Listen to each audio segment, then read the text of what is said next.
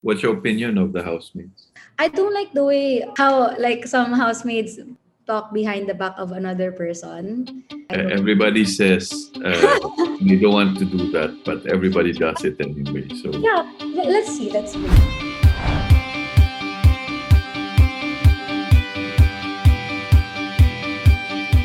Good afternoon, right? Afternoon. Good afternoon, how Direk. are you? Do you know me? Yes po. Okay. Direk Dyogi, Lauren. How are you? How's I'm your good. home? How's your hometown? Binagyo kayo.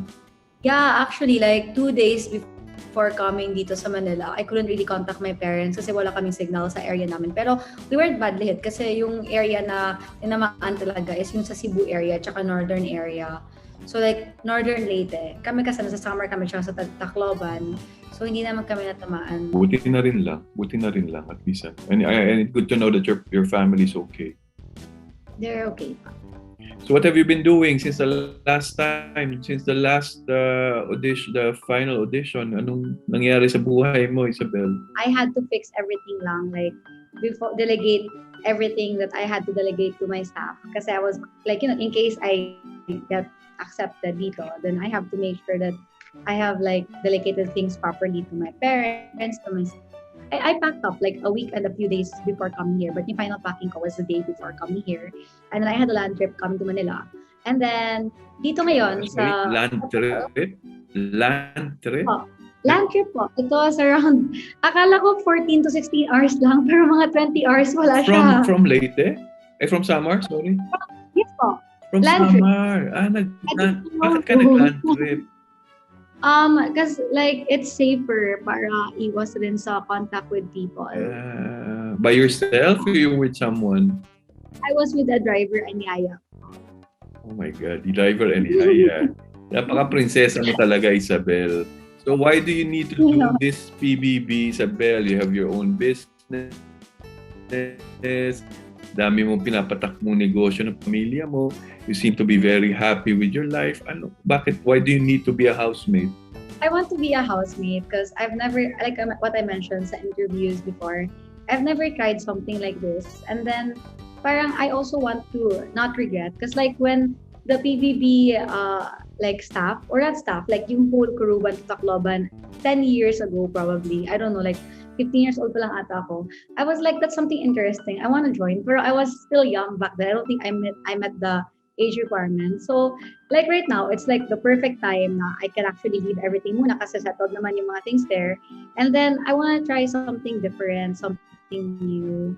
And then, like me, kasi I don't like life to be boring. Like, I also tried to be a fashion designer, but I'm not like full-time fashion designer. Sometimes I make gowns, sometimes naman I'm into the business world. So, I also want a break from like being like under my parents like supervision, and parang they're always kasi from my 4 siblings, ako lang yung nasa house talaga with my parents. And there, I enjoyed it naman. But in this one naman, I saw it in Facebook rin. It's like, what do you call this? Submit your, hindi submit. Parang audition now, online audition. So I did, and then here I am right now. So it's something that I want to do and something for myself, not that my parents planned it for me. So ano ba to? Part of your rebellion against a planned life? No, hindi naman siya rebellion because my parents are really supportive about this as well. Like they're also happy. Of course, my grandma at the start, she was like, "Why do you need to do that? Your life is so good. Your life is amazing here." Kasi like, I don't know if you have read my background yet, Direk, but I live right next to the ocean, like directly on top of the ocean. So I like live in the beach house. So my grandma's like, you won't have the ocean when you're there. You miss a lot of things here at home. Pero you know what? You don't always have to be in your comfort zone. Parang I've never tried living with people. And I like to make new friends. COVID na yun. I haven't made new friends for the longest time as well. You get along with different kinds of people, Isabel? Yes, I think I do because like I studied in different schools, and then no, for not really different schools, but like I've mingled with different types of people, and like in work rin, I learned how to deal with different types of people.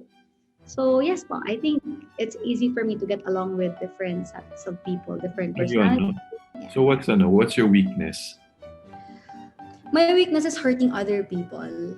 It's funny, but like let's say if I say something mean to someone, which I really think about what I have to say to people muna before I would say it to them kasi I don't want to hurt them. Ever since I was young, my dad will always remind me this that yes, we kasi sa province, we're kind of on top of things.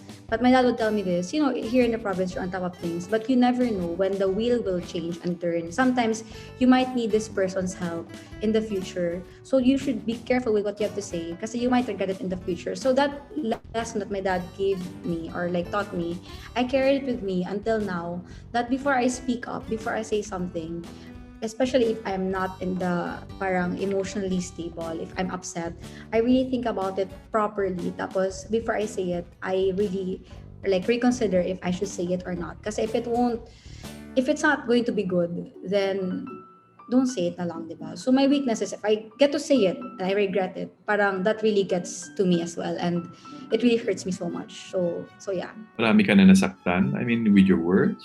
Have you offended anybody? Not as much, not really. But then there were a few times. And then I have more weaknesses. I have a lot of weaknesses naman. Like I'm very clumsy as well, but I try to be careful. Have you been watching the Celebrity Edition? Yes po. Even before pa, I do watch rin. But then the Celebrity Edition, I watched until there were 6 people left na lang. Kasi I had what's your opinion of the housemates? What's my opinion of the housemates? I don't like the way how like some housemates like talk behind the back of another person. Like I really don't like that kasi like I'm a person that would say things right in front of you talaga and I would be frank with you. Let's say if I don't like something about what you did, I would tell you in a nice way. I don't like to talk behind your back. Well, I don't know like if that will come, pero definitely me, everybody says you don't want to do that, but everybody does it anyway. So yeah, let's see. Pero I don't want doing that. Ano learning mo sa season na yan? Yung learning ko sa season doon, be yourself. Kasi you can't hide it. Like, eventually, if you try to be someone else, a star, eventually, it will show pa rin. Like, after 2 weeks of trying to be someone, it's like manliligaw ka. Like, na for that, after you get the person na, it's still gonna show who you are, diba? So, like, you just have to be yourself. Like, whoever you are, just be yourself. Ayun, I just wanted to catch up with you.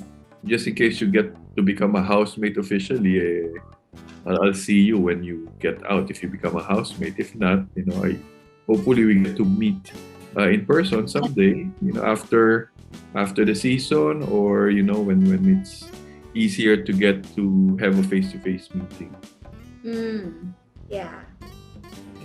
Just enjoy yourself. Whatever happens, just enjoy yourself. Sorry if I talk too much. Sorry. No, don't apologize. It's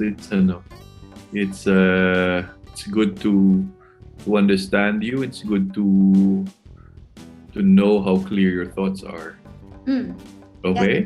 Yes, pa. So just remember what you said, ha? Baka mamaya lalamunin mo lahat sa sinabi mo. No naman. I'll remember them. I'll also remember my grandmother. My grandmother, before I came here, she was like, "Do not embarrass us." I'm like, "Yes, Ama." All right, Isabel. Nice talking with you. It's nice meeting you finally. I see you in YouTube and TV. Okay, I'll see you in person someday. One of these days, if I don't get in, visit us na lang in Catbalogan. Remember, Catbalogan, Samar. Okay, I will. Okay. Yes. It's fun there, Direk. Bye-bye. Bye-bye.